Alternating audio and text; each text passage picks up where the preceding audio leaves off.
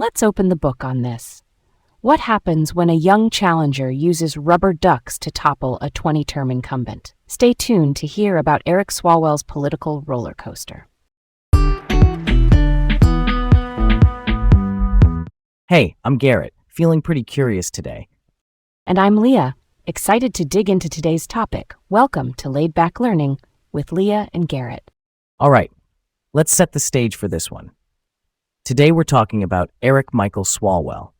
He's a former member of Congress from California who rose fast, leaned hard into media and transparency themes, and then exited abruptly in 2026 after serious misconduct allegations he denies.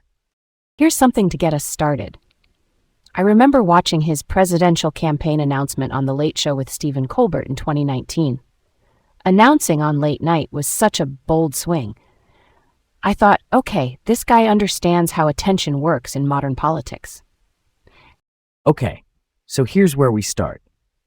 Eric Swalwell began as a prosecutor in Alameda County, California. That's the East Bay across from San Francisco. Before Congress, he served on Dublin's Heritage and Cultural Arts Commission, then the Planning Commission, then won a city council seat in 2010. The big hinge in his story is California's top two primary system. Quick definition, top two means every candidate runs on one ballot in the primary, and the top two vote-getters advance to November, even if they're from the same party. That rule opened the door in 2012 for Swalwell, a Democrat, to face a fellow Democrat, Pete Stark, who had served for 20 terms. Picture this. He's born in Sac City, Iowa in 1980. His dad served as a small-town police chief in Algona back in the 1980s. The family eventually moved to Dublin, California. He graduates from Dublin High in 1999. He goes to Campbell University on a soccer scholarship, breaks both thumbs, loses the scholarship, and pivots to academics. He transfers to the University of Maryland in 2001, interning for Ellen Tauscher, who was then a U.S. representative from California. Through student government, he helps create a program for kids who lost parents on 9/11. He earns a BA in 2003, a law degree in 2006, and becomes a deputy district attorney. Then, local boards, then city council, and by 2011, he files to run for Congress. Why did that top two rule matter so much here? Great question. Why? In a closed primary setup, Stark probably cruises to a general against a Republican in a deep blue district. But with top two Democrats can make the final. In the June 2012 primary, Stark led at 41.8%, Swalwell got 36%, and an independent, Chris Pareja, got 22.2%. That set up a Stark versus Swalwell runoff. Stark refused to debate. Swalwell countered with theater, a mock debate featuring an actor reading Stark's quotes, plus rubber ducks to say Stark was ducking. The San Francisco Chronicle and the San Jose Mercury News endorsed him. Stark knocked the ducks for being made in China. But the upstart kept momentum and won that November, 52.1 to 47.9. That's a pretty big upset, right? Let's unpack the first stretch of his time in Congress. He starts in 2013 and lands on the Homeland Security Committee and the Science, Space, and Technology Committee. One early moment, he helped lead opposition to lifting the TSA ban on pocket knives at airport security, and the ban stayed. Then he posted a 6-second Vine video of himself voting no on a 20-week abortion bill. The House had rules against recording on the floor, and he said it was about transparency in modern times. Legislative output-wise, he got the Philippines Charitable Giving Assistance Act signed in 2014. It let donations to Typhoon Haiyan relief made by April 15th count for 2013 taxes. By the end of that first term, he had more bills signed into law than any other freshman that year, which is impressive productivity in a gridlocked era. All right, let's roll on. He also aligned early with Martin O'Malley, the former Maryland governor, chairing a young professionals effort in 2014 and endorsing O'Malley in 2015. As he settled in, his portfolio got more national security heavy. In 2017, he co-sponsored the Israel Anti-Boycott Act that backed measures involving state contractors pledging not to boycott Israel or Israeli-occupied territories. Supporters framed it as countering discrimination. Critics raised free speech worries. In 2018, while he served on the House Intelligence Committee, the Department of Justice under the Trump administration seized personal data from him and also from Adam Schiff, a California congressman who led the Intelligence Committee.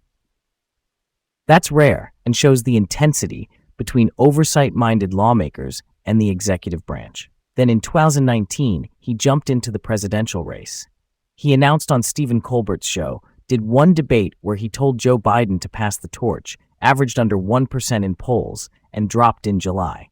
Policy-wise, he made gun control central, backing a ban with a mandatory buyback of assault-style firearms.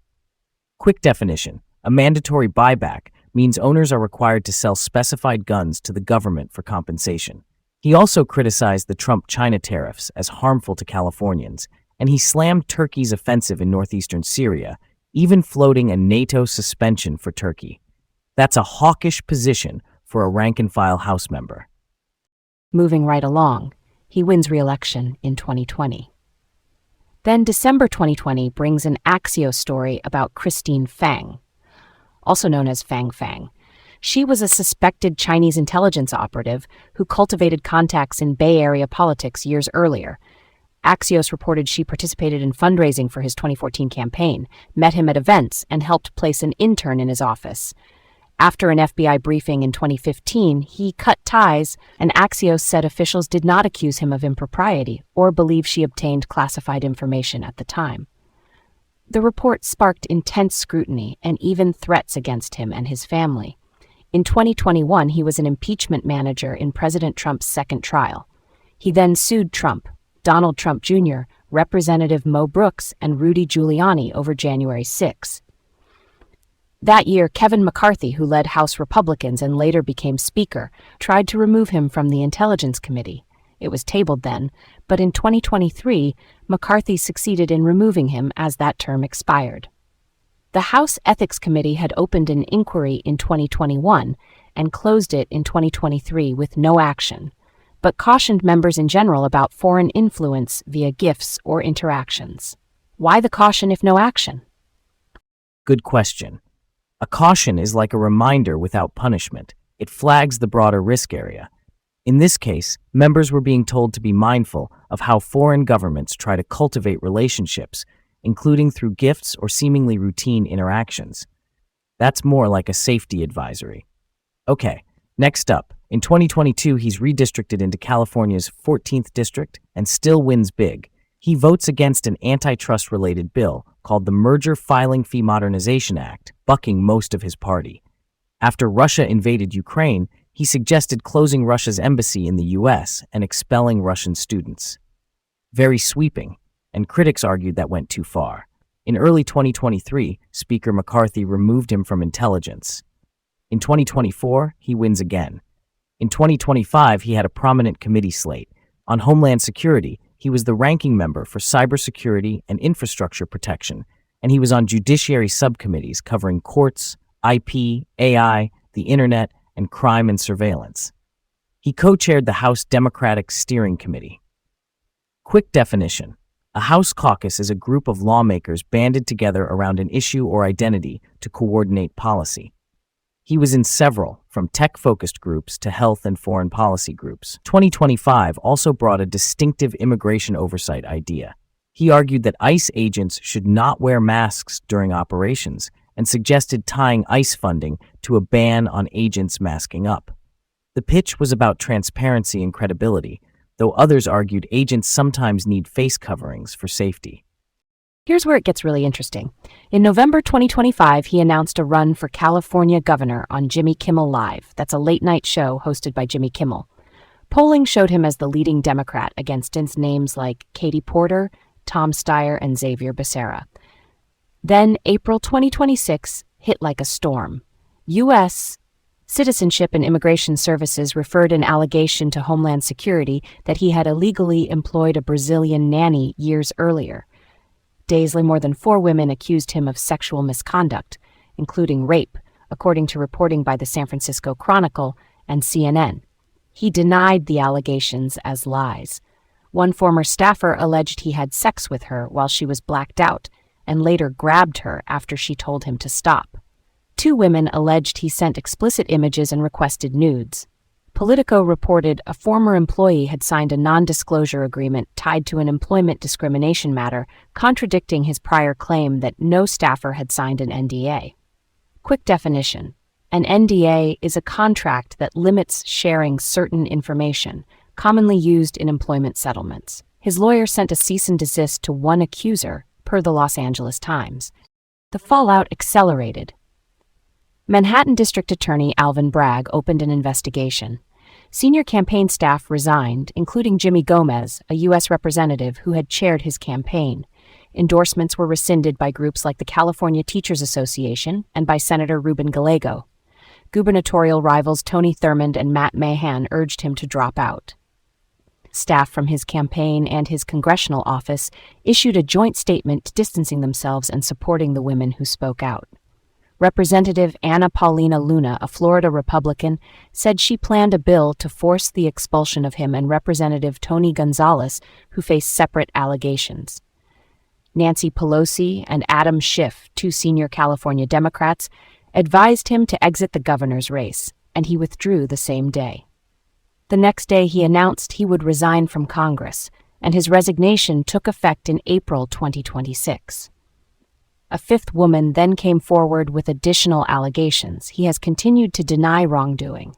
In August 2026, newly declassified documents showed he told the FBI he had physical relations with Christine Fang, which complicated the picture but still did not include an allegation that classified information was compromised. Also in August 2026, federal agents seized his devices at San Francisco International Airport and the next day searched his D.C. home as investigations continued. Yeah, that's a curveball. What stands out to me is how insulated he seemed electorally for years in a deep blue district, and then how fast the political floor gave way once the 2026 allegations landed. It's a reminder that personal misconduct claims can override incumbency advantages. To be crystal clear, those are allegations. Ongoing criminal probes exist, and he denies them, but the political consequences were immediate. All right, here's another angle to look at. How do we process a case where legal due process, meaning the courts and investigators taking their time, lags behind political consequences, which can be almost instant? Do you think the rapid cascade was mostly reputational risk control by allies, or more about the substance being taken seriously from day one? Let's get to the heart of it. I think it was both. In a high-stakes statewide race, party actors often triage quickly to limit collateral damage. That's reputational risk management. But you also had the Manhattan DA opening an investigation within a day, senior staff resigning, and multiple outlets reporting, which signals the substance was treated seriously.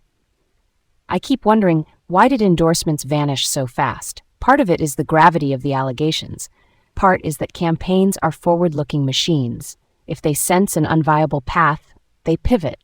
On the media piece, reports were specific about what was alleged and also clear that he denied it. That dual framing matters, and with NDAs in the background, people wonder about culture and transparency even without a court judgment. I try to hold space for due process and also for listening to accusers. Real talk, it's uncomfortable, but that's the balance. That hits different. The device seizures and home search in August 2026 also suggest law enforcement takes the probes seriously, not proof of guilt, just a sign of scope. Another layer is the earlier Christine Fang story. In 2020, Axios reported no impropriety and that he cut ties after an FBI briefing. In 2026, declassified notes that he told the FBI he had a physical relationship shifted the narrative and revived counterintelligence concerns, even absent a classified breach. Sometimes older, non-criminal controversies create a background hum that changes how people hear new stories. Do you think his media-forward brand helped him for years, then hurt him when the tide turned?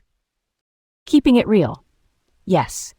The same visibility that boosted him also raised expectations. He filmed a vote on Vine in 2013 to push transparency. He announced major campaigns on late-night TV that built an image of access and speed. But when allegations surfaced, that spotlight intensified the scrutiny and accelerated the collapse. Add in the 2018 DOJ data seizure during Trump-era investigations. He was center stage in fights over oversight and national security. Once you're that visible, every new development lands louder. It's a lot of heat for anyone to stand in when a crisis hits. Speaking of visibility, pop culture moments mattered for his arc. The Colbert announcement in 2019 and the Kimmel gubernatorial launch in 2025 were classic examples of politics blending with entertainment. It widened his audience quickly. The trade-off is you become a household name faster, which is great in a primary, but when bad news arrives, that awareness cuts the other way just as fast. New thread incoming. What if California had never adopted the top 2 primary system? Pete Stark, a 20-term Democratic incumbent, likely would have faced a Republican in a safe Democratic district in 2012, and Swalwell's direct path against him probably closes. Maybe Swalwell keeps prosecuting cases longer or builds a slower ladder through local and regional offices. That one institutional rule change created the window for a generational turnover, which reminds us that structures, not just personalities, shape outcomes. Yeah, that checks out. Without top 2, you might not get his early legislative wins, like the Typhoon Haiyan tax relief law, or his role as an impeachment manager, or his 2019 presidential run. And by extension, the 2026 scandal might never have involved a nationally known figure. Not because anything different happened factually, but because the career arc would have been different.